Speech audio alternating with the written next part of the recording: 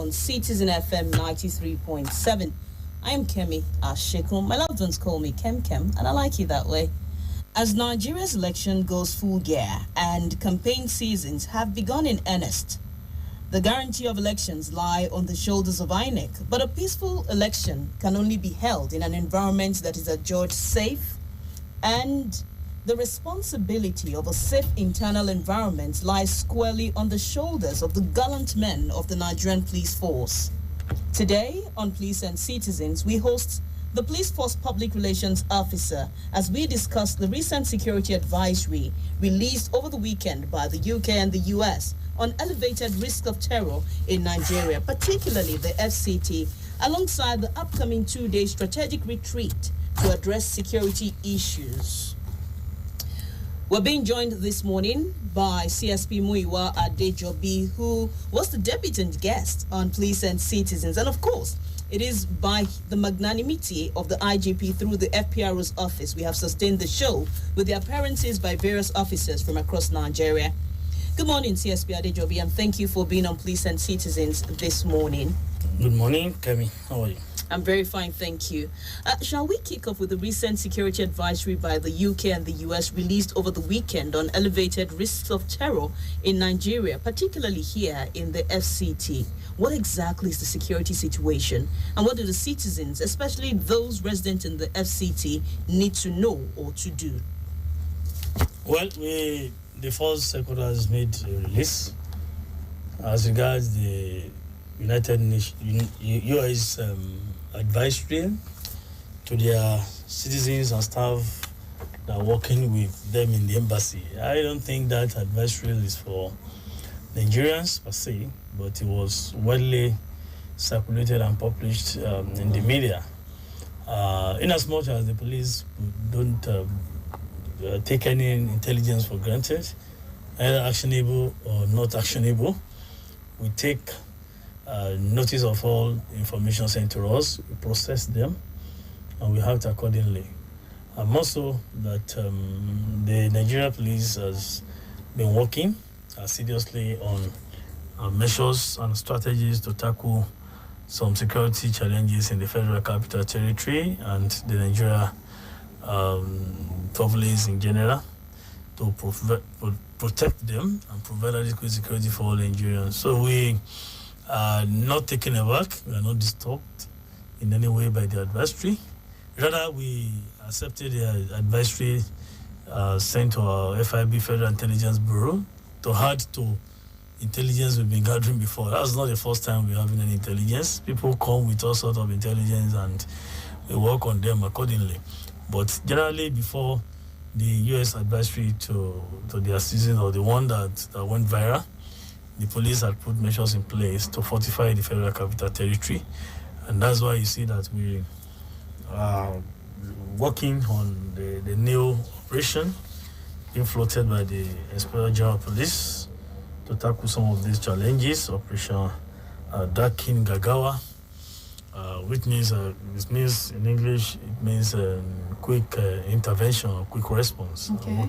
Yeah. What about this Dakim Gagawa? What exactly are some of the things the public need to know? It's just a quick intervention approach that if there's any problem, they quickly switch into action and rescue people. It's majorly anti-terrorism approach because generally the intelligence is the threat everywhere is insurgents, non-state actors are coming to attack FCT, public places, schools, event centers, various security facilities are not left out. But we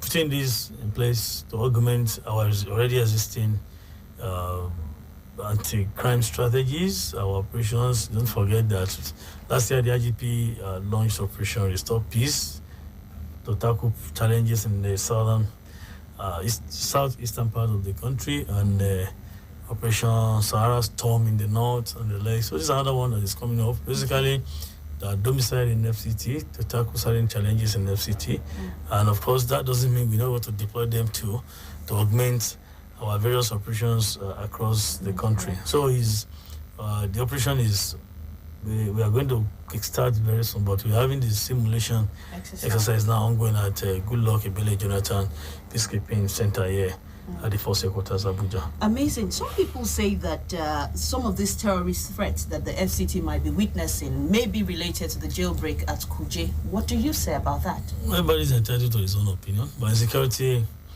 circle, we spread our tentacles to understudy certain dimensions into crimes and criminality, to assess the security architecture generally. We knew that some inmates were actually released during the attack, and it's not likely that some of them have been infiltrated to our society. So we are still working on intelligence to pick them. As of yesterday, we still picked, yesterday or 2 days ago, we still picked one of them in the Federal Capital Territory. Yeah? In some other states, we have been picking them one after the other. Absolutely. They are fleeing suspects who are everywhere in the country, and we are picking them one after the other. So I don't want to subscribe to the fact that the threats being received so far is connected to the jailbreak or what have you. No, is generally we need to fortify the Federal Capital Territory, because the non-state actors, the first target will be to destabilize the Federal Capital Territory, to hit the Federal Capital Territory, and they believe that if they do that, that's when they can be rated high and they can feel on top of the world that they have done this to Nigeria. They have done, and we are not relenting efforts to make sure we don't allow such to happen. To forestall any ugly incidents in the FCT or any part of the country again. And we are working seriously. Security operatives, the security agencies, we are reviewed certain things. We are still trying to review strategies to make sure we had more pep in this area and to fortify the Federal Capital Territory. We are the seat of power in Nigeria, so we need to fortify the FCT. We understand that intel is the background for security. I know that the police force will say that if you see something, you say something. But to gather this intel, how can the members of the public, give you instant information, especially if they see something? If they see something, they need to say something. How? What do they have to do? Yes, there are many ways of getting across for us. We have rolled out various platforms, email address, social media platforms, phone numbers to contact us, and they are free to walk to any of our offices to share information with DPOs, area commanders, tactical commanders, commissioners of police, AIGs in charge of zone. So our zones, 17 zones, we have 37 commands we have, including the Federal Capital Territory. They are free to walk to us and share information with us. But generally, I think because of the trust deficit, Nigerians are still afraid, skeptical of sharing information with us, that they believe their identities will be revealed. But this is not I don't think is what is practicable again. And I don't want them to live in the past. This era, we want people to come close to us to give us information. I'm sure no officer will be toying with people's identity. Your informants are your powers to gather intelligence.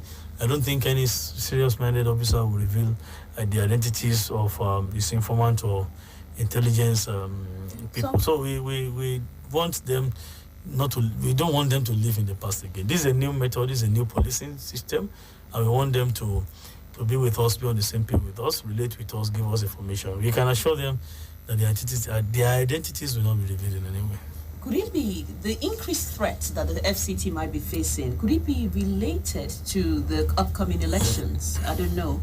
What would you say? Is it because of the upcoming elections? Maybe some non-state actors feel that, putting fear in the What is the election in FCT? I think they only have election for this. The only senator they have in the Federal Capital Territory. It's not one senator they have in the Federal Capital Territory. What's the stress about it? Even when they had their elections, there was no problem whatsoever. So I don't think it's because of any election that the threats are coming up like this. It's just a psychological projection by people that they think after the Kuje attack, people still believe FCT is not safe. But no, we know FCT is safe. We receive intelligence, we work on them. Do you know on regular basis the FCT command and other tactical units in the command, they arrest suspects that come into FCT.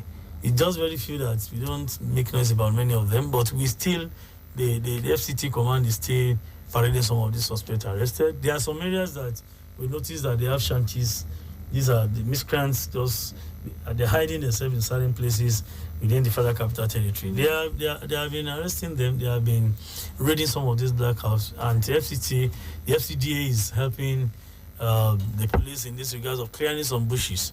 You can even see close to the force headquarters here. There was a time there was a rumor there that they discovered the kidnappers then close to the force headquarters, which is not true. It's not a rumor. I debunked the rumor officially. It's just a place there, a ditch somewhere there, like a valley there behind the Ministry of Women Affairs up towards Akwa Ibom House there. That's that long stretch.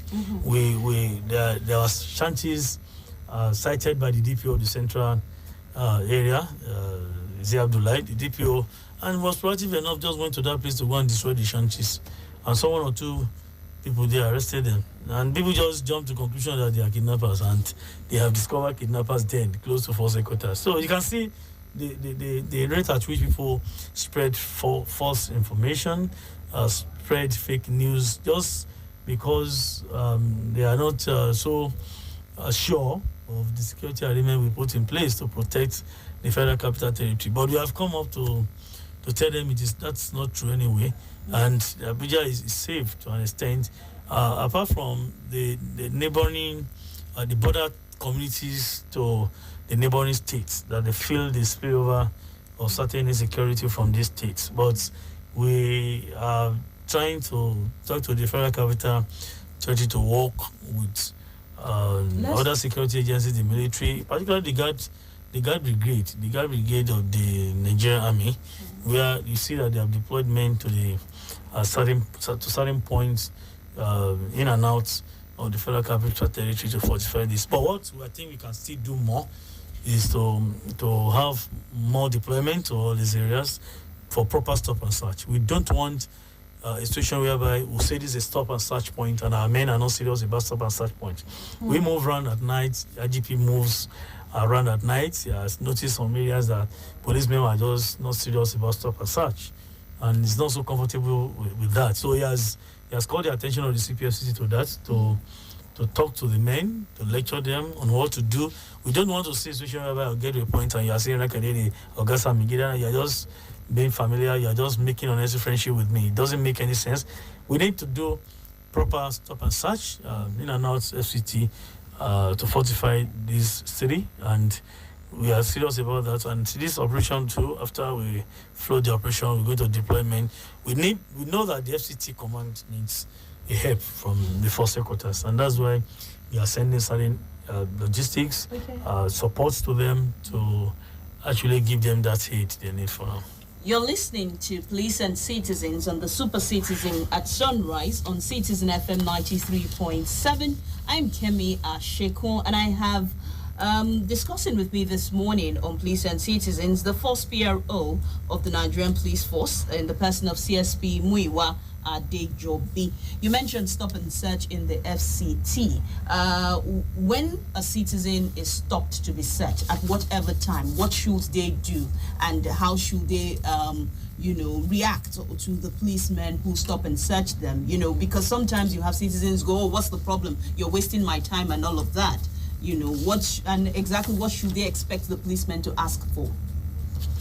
Well, generally, when you have stop and search, we don't expect them to be demanding for necessary documents or items from motorists. Stop and search, as the name implies, is basically to stop a vehicle, anybody, search the person or search the occupant of that vehicle or search the vehicle itself to detect certain things and to uncover some criminal items in that vehicle or on the occupant of the vehicle or on pedestrian if they so wish to search any pedestrian. I say it at all times applies to vehicles and pedestrians. Pedestrians, anybody at the time. If you're coming towards me and I feel uncomfortable, I have that reasonable belief to suspect you, to search you. The law permits the police to do that. You can do that at any time. But Nigerians always say, where's my search warrant? You don't need search warrant to search people in some cases. You can only be looking for search warrants if you want to go and search a facility located somewhere for many reasons. So search warrant is not, or warrant of arrest is not applicable to all cases. It's not possible. If I think there's a house, I think the criminals are hidden in that place, or criminal items are being kept in that place, there's power of ingress. The law permits an officer, at least not below the rank of ASP, to break in. Okay. You have the power to break the gate or to break the door, gain entrance to that place, search, do whatever you want to do, and get away. Even if you're in that compound, they still lock the gate against you. You still have the power again to break out. Yes. So the law is clear about it. But many Nigerians are not familiar with the provisions of the law and the procedures. So they always think police is going out of their way, out of their bands. The police have come again, harassing us, trampling on human rights and the likes. No, we're having conflict with Nigerians because Nigerians, many, at least 90%, they don't know the provisions of the law, do not understand the legal framework upon which we operate. If somebody is not familiar with the law, if I break into your house, you ask me questions. Am I right? Why can you break into my apartment? Why can you do this? But no, the law says you have the right. If I have that reasonable belief that something is being done in this house that is criminal, I can break in to the house and break out. So we, at every point, Nigeria, our men at their various points have the right to stop anybody, ask you to come down. You need to honor them because they have the authority. That's why we say every policeman on stop and search must be on uniform. You must have that authority to stand on any highway, to flag down anybody.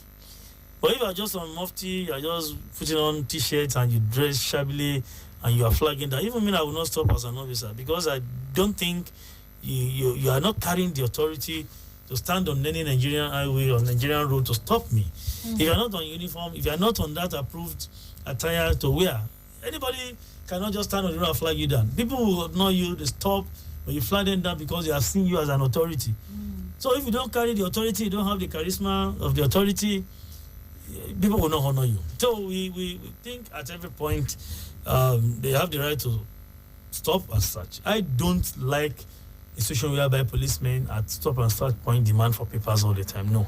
There's an operation in the police called Operation Velvet. Okay, it's a very old operation.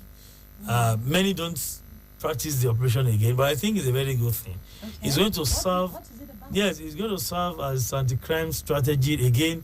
It's going to help the government to increase revenue because Operation Velvet is a situation where the CP in that state, that command, will make an announcement for people to prepare their vehicle documents, all necessary documents that can allow a vehicle to apply on any highway in Nigeria within 14 days.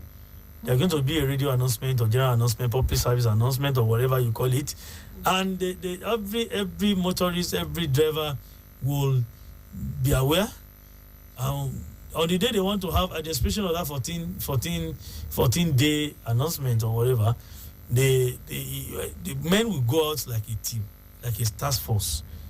Arrest, stop all vehicles. They stop as many as possible. They stop vehicles, demand for all these people. Any vehicle that does not possess all the relevant documents will be charged to court immediately. Because that operation must move with at least a mobile court. Wow. And they will sanction you immediately. You pay a fine, you pay whatever. At times they can send you to jail depending on the situation on ground because it's a full-fledged court that has a magistrate, has a power. A magistrate, a sitting magistrate will have. The fact that it's a mobile court doesn't mean it does not have the power. It is the personality that stands as a judge, that stands as a court there. So he has the power to pronounce any judgment on you. So the thing is, when people get this announcement, they rush to revenue center, licensing offices to go and perfect their document. That is Operation Velvet. At that time, we're going to detect vehicles that are not registered. We have many vehicles that are not registered in this country, and that's why an average motorist will think that can do this and go away scot-free because he believes he's using a fake number. That even if you pick my number, you're not going to get me. So we must go back to that system to make sure that every Nigerian, every motorist registers his vehicle. Every motorist possesses relevant documents to use the vehicle on that road or on any Nigerian road. That time you will know that this driver is the owner of this vehicle, because when you are possessing documents, your data, your information must have been captured in the database there. So if you commit an offense with your number, they are going to trace you. But having and many Nigerians know that they don't register their vehicles, and the vehicles most of us security operatives don't register vehicles. And this is not proper. The fact that you're a police officer, a soldier, an army officer, military officer, custom or whatever officer, you will not register your vehicle. It is not proper. We must imbibe the culture of registering vehicles. Every vehicle flying Nigeria road must be registered. The information on that vehicle must be in our database, so that if you commit an offense with a vehicle, we will easily trace you and hold you responsible whatever you have done. So at stop and start point, I don't like it personally that, and I don't encourage it that men at point will now stop like 5, 6, 7, 8, 9 vehicles. Policemen at the point might not be more than 6, and you are stopping almost 13, 14 vehicles. How do you attend to them at once? You can stop vehicles randomly, search them and let them go. Situation where you are distracted by checking documents and you engage in prolonged discussion, conversation with a motorist, you are exposing yourself to dangers at that point. So I don't subscribe to that. All I want is such is suspect them. 4, 5, 6 guys in the vehicle, park them, search them, check the vehicle. If nothing incriminating found in the vehicle, let them go. Let them go.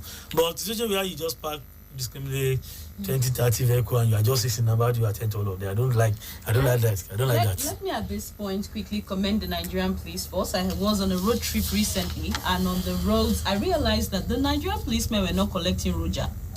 You know, they were very well behaved, and it was almost as if they were afraid that they could be derobed or whatever. And I do know that in recent times the force has actually derobed quite a number of officers.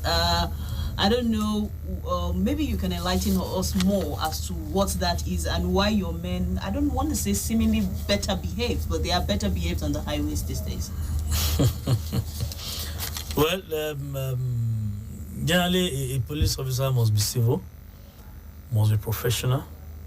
If you follow the laid down standard operating procedure of the police, code of conduct, the ethics of the job is a noble profession. You know, I say one thing on a light mode that God personally created police or policing system. That as a Christian, I read my Bible and I got to a point in the Bible, Genesis chapter 2, beginning from verse 15, down is just described the story of keeping the Garden of Eden. When God gave instructions to Adam and the likes, I wouldn't know those who are with him then, that they should keep watch on the Garden of Eden. Garden of Eden then was a treasure to God, very important to God then, and he gave them that security anyway as policing. He took them around the Garden of Eden and told them, watch on this, but don't eat this particular one. How do you know the fruit God has them not to eat then? It's the same thing to us now, that you can do this, but men, don't do this. But it's when you do that thing God said you should not do that, you run to trouble. The case to the police. Don't collect bribe, you run to trouble. He said, if nothing happens, nothing happens. If something happens, many things they follow. And that's why they talk for police. So we attribute that to the establishment of policing structure by God himself. And for you for whatever God does is for good. So we believe God established policing system, and it's a very good thing.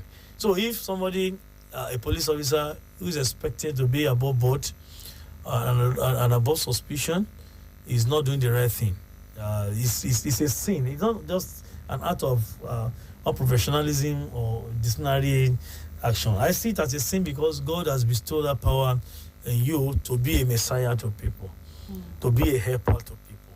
People look up to you as a messiah. That if I have a problem, this man will attend to me. You have not seen a situation where a professor is referring to a constable, the least rank. The officer, please, can you please intervene? Don't you hear what they are saying? You are the only one that can say the truth. Please intervene and say the truth. Hey, professor, looking to up to a constable to settle a problem, either at a traffic point or an accident scene or whatever. It's because they believe that as a policeman, irrespective of your rank, you are above board. You are justice at that time. And you must be an upright man, just like that man of Barose Kingdom. The story of Barose Kingdom. So you must stand firm as a policeman. So if you see policemen doing good on the road, civil, they are doing the normal thing. But by the time you see a policeman that is not doing the normal thing, is when you see them slapping people. I wonder when a policeman, I will raise my soft hand and be slapping someone. They've forgotten that the new thing in his law of motion says actions and reaction are equal and opposite. If you slap somebody, you are going to feel the pain. It's just a very simple thing. Then how will you use horse whip to be flogging a human being like you? How will you use stick to be flogging a human being like you? If I told I'm going to use stick on somebody, I will know I'm exercising my authority and I can only use kondo. Kondo is batting and it's officially issued to me as a policeman. We are known to be in charge of kondo. That's why they call Olokpa. Okpa in Yoruba means batting. In Hausa is sanda, they call it dance sanda.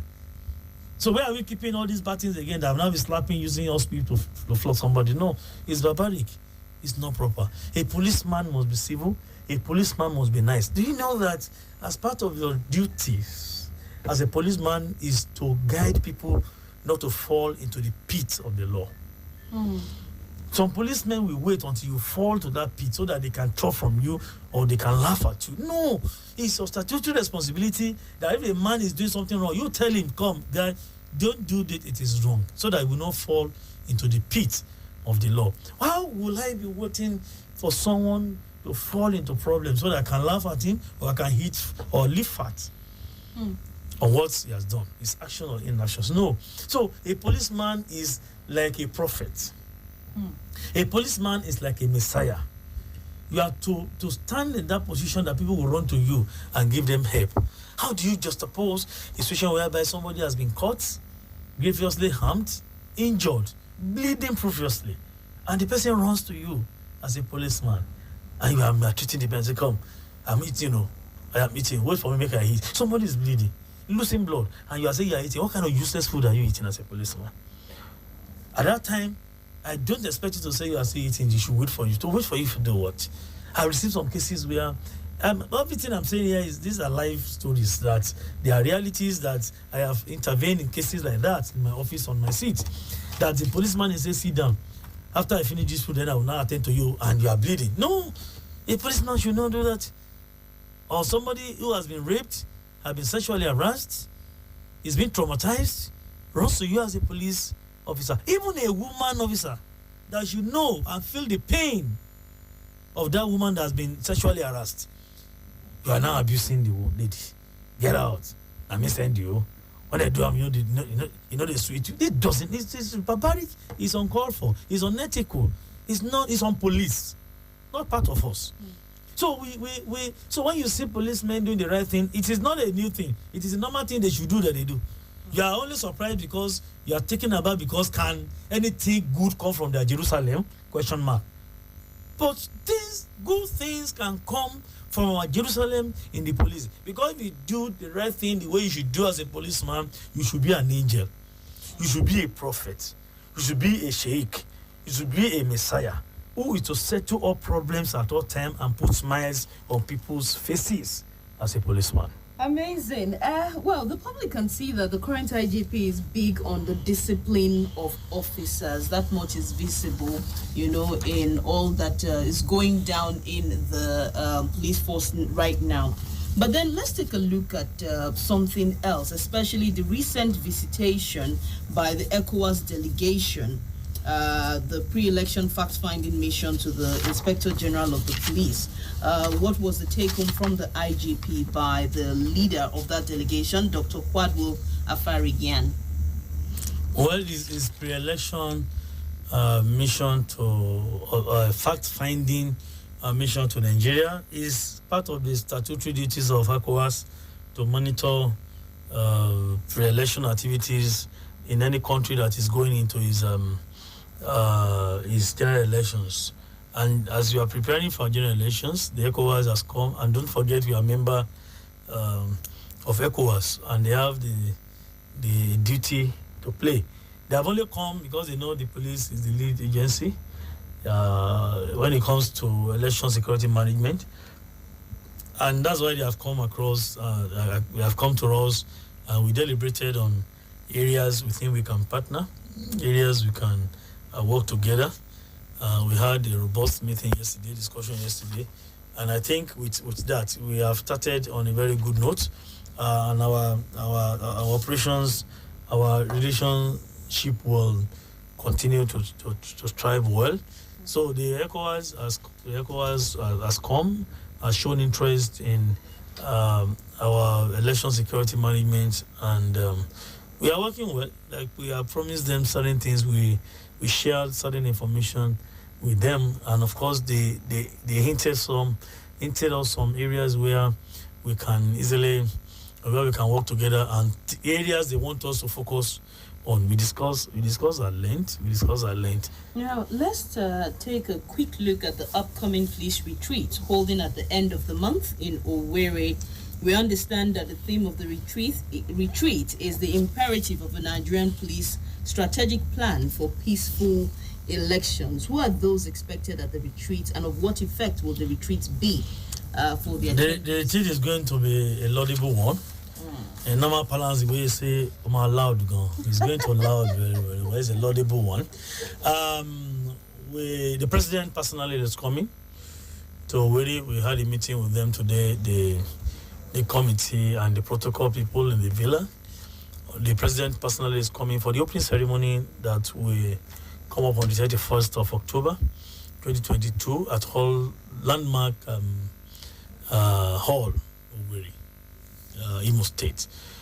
The IGP will be there, all commissioners of police, AIGs, DIGs will be there, and tactical commanders will be there, INEC will be there, top government functionaries will be there, politicians will be there, all party chairmen, that is chairman of all political parties, and their presidential candidates will be there.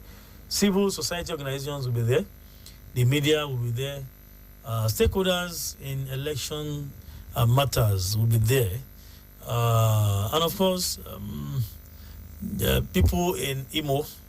They didn't forget the governor of Imo State, Senator Hope Uzodinma, is playing host.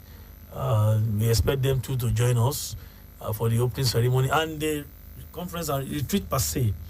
CPs and above, and some stakeholders too are going to benefit from the training. We actually want to dissect the Electoral Act 2022.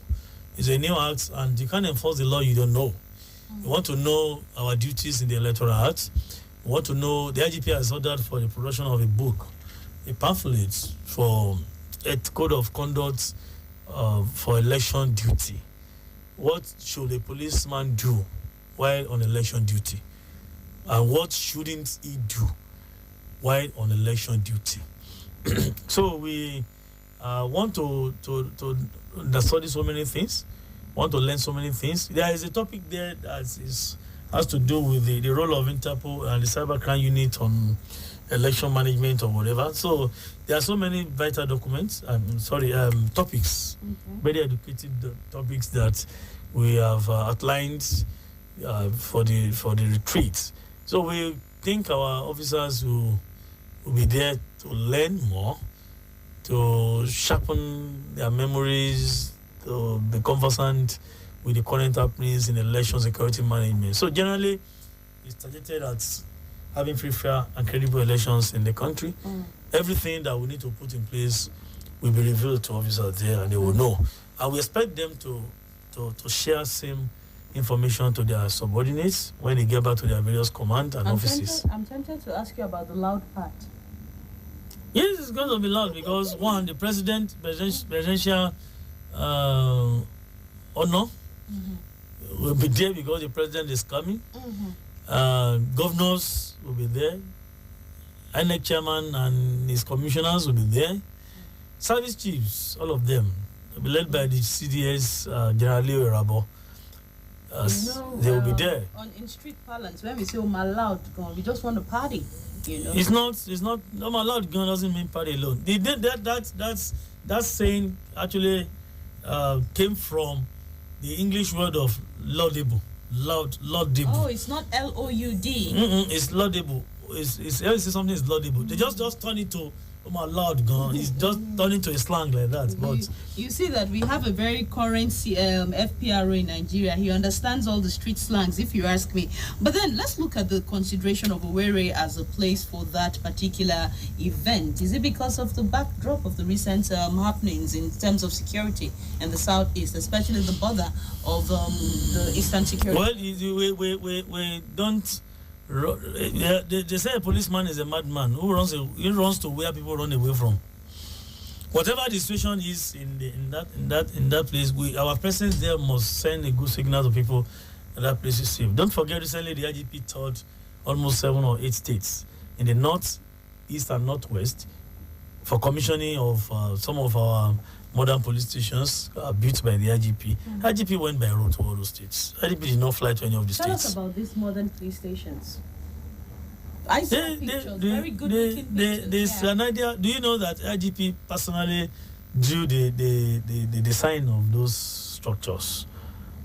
Oga did it personally. He only gave it to them to perfect and put so architects to just do their paparazzi, blah blah the blah, professional side, touches and what you like. it to look like. He just gave them the concept and he drew the concept the way he could then, and gave them to go and develop properly. But he gave them the idea of having that standard police station, a model police station, to have the office of the DPO, DCO, fantastic with air conditioner, very good ambience, and every police station is accompanied by a structure, residential quarters that has almost nothing less than some 8, some 10 flats, 3-bedroom flats each. That even if you want to use as a transit camp for the staff of that place, you can still manage and share and manage yourselves and use these facilities. So he's considering the welfare of personnel in these areas, and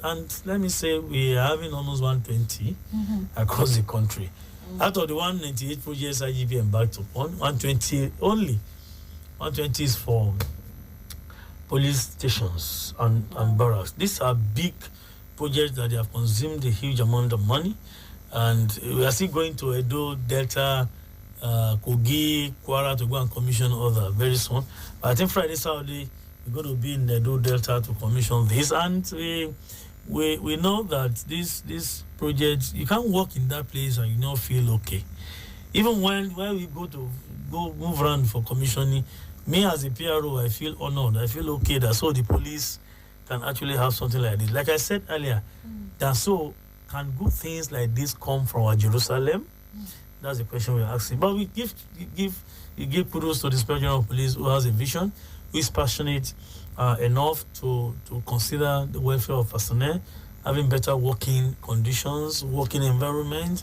At least go to any of the stations, you won't believe that these are police. I've seen pictures. I say you should walk into any of them. What of that? Is it Kurudu or Kura? Okay, There's one we did. I probably will. If it's in Kurudu, I'll try to get there. It's everything. We have one everything. Go there, go and see the design, the ambience. When you're walking into the compound, you walk tall. If you are putting your high shoes, there won't be any undulating lowlands that can follow you as a woman that's catwalking and what have you, the way women do. So, if you go to that place, you're going to see. And we are putting CCTV cameras to make sure that we fortify the area. We're having perimeter fence. IGP is giving them solar to power the place. Wow. And even provided generating sets that can power if there's. But generally, IGP likes the use of solar energy to power formations, and there's. The thing is part of the contract, part of the project is install this, and it's giving them vehicles. We have acquired a very large number of vehicles to some of these areas. I don't think we can have a beautiful station like that without a patrol van. So IGP is doing all these things to make sure that people feel a sigh of relief when it comes to policing in the country, to live fine, to live okay, and live like big boys. That yes, I'm a policeman, and you can even invite people to please come and greet me in the office. If your office is not good, you cannot invite anybody to come and greet you in the office. Okay, that's it. Okay. You're listening to Police and Citizen on Super Citizen at Sunrise on Citizen FM 93.7. My name is Kemi Asheku, and I'm actually I'm discussing with the first PRO in the person of CSP Muiwa Adejobi. Interestingly, you mentioned that you'll be commissioning some police new posts at Edo Delta and Co. Something grievous happened in Edo State recently when the convoy of Apostle Suleiman was attacked. You did lose some gallant officers. What is the situation of things right now? Because we do hear that a prime suspect, was. They are investigating the attack on the. Is it Apostle or Pastor? It's Apostle. I think it's Apostle Sulaiman. Yeah, it's Apostle Sulaiman. They are looking into that matter. The investigation is on.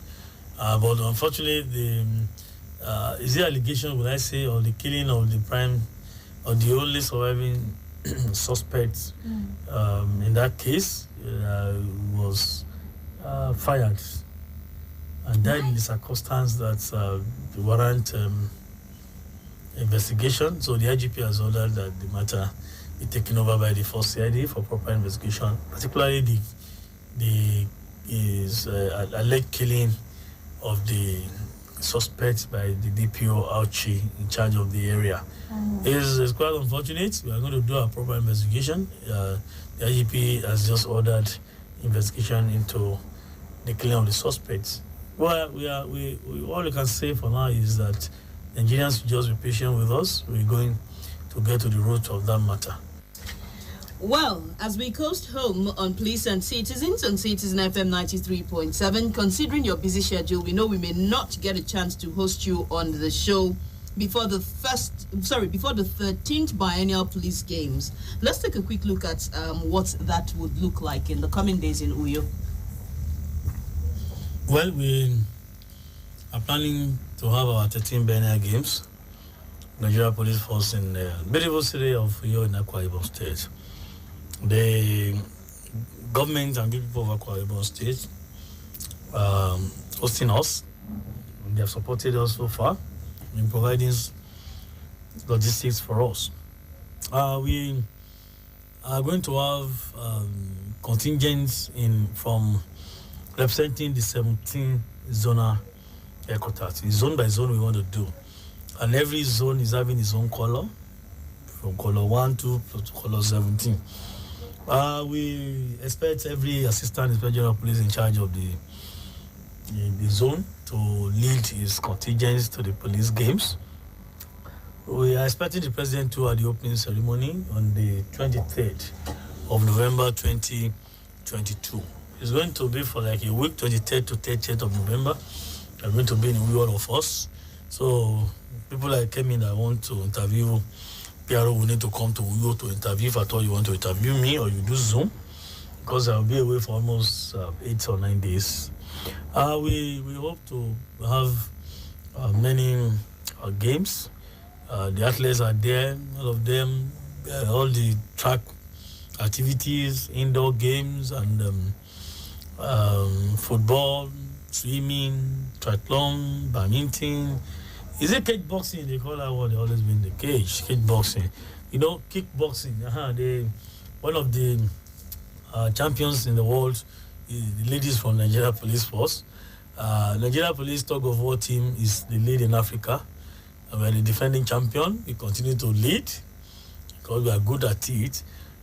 Many don't know what you call triathlon. Triathlon is being introduced by the IGP to a sporting game, but it's an whole thing. Triathlon comprises three activities. You swim, you run, you cycle. Same person or what? Yes, same person. Oh, you must know how to swim, you must know how to cycle, you must know how to run. It's a game. It's called triathlon. It's called triathlon. Mm-hmm. So this is a game and that we are doing. In fact, in Nigeria, it's not a very common game. We did it this year. I think it's January or February. The first tournaments happened in Abuja here. We did it. Kosi, the Inspector General of Police, and we're still going to repeat it. Wow. At the 13th biennial game. So we have a lot to showcase. We have talent to showcase. We are tired of listening to all those old names. Achievers in the sports, in Nigeria, and the police, and the world. Nigeria police dominates the highest cadre of champions in various sport activities across the world. And we still have good hands now in boxing. Don't forget that lady that was that won that heavyweight champion belt recently. Is it Tosin or whatever? And many of them are in the police. I want to showcase them. We have discovered. You know, even me as Joby as the first player I played tennis. Those hold hands in the tennis, long tennis that they used to shine. I will beat them. So I'm a talent too that has been discovered, and but I hope I will win my medal. We won't laugh at you. If you don't win, we won't laugh at you. If you don't win, I'm going to anchor the program. I'm going to be the MC. I will announce myself that I came so position in lawn tennis, and they will accept it because I'm the MC. By the time I announce myself, they won't say, Piero, it's not so. I say, no, God, it is so. Now make carry microphone, no, they argue. So I will make an announcement that I won. But I play tennis. I thought they hold hands in the tennis. I'll be at least the champions in the police. Now I challenge them. So if I challenge them, anything can happen in tennis. True. I might be playing with him now. He's sustained injury. They will declare me winner. Yes, now it's possible. So anything can happen in sports. Okay. It is not over until it is over. Yes. Okay. Towards the coming elections, what will your advice be to the average citizen? Have you got your PVC? Well, I'm going to pick it up soon. Get I your have PVC. to change my address. Get your PVC and vote. Don't be an inactive voter.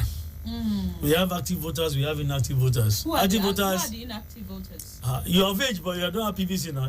No. If you're of age, I changed my I'm not location. talking to you. Okay. You said who are the inactive voters? Okay. Inactive voters, by my definition, are those that are of age that can cast their vote, but you don't have PVC. If you don't have PVC, you cannot vote now. No mago, nothing. And don't be an is it inactive politician? Politicians are those that have the mentality, they have the everything to be in politics, but they don't sit down. They don't want to do anything. They don't want to vote. They want to be active politician. Their own is to just watch and cause trouble with their utterances. They will sit under the tree. You know them now. All those people that always sit under the tree, they will cause issues.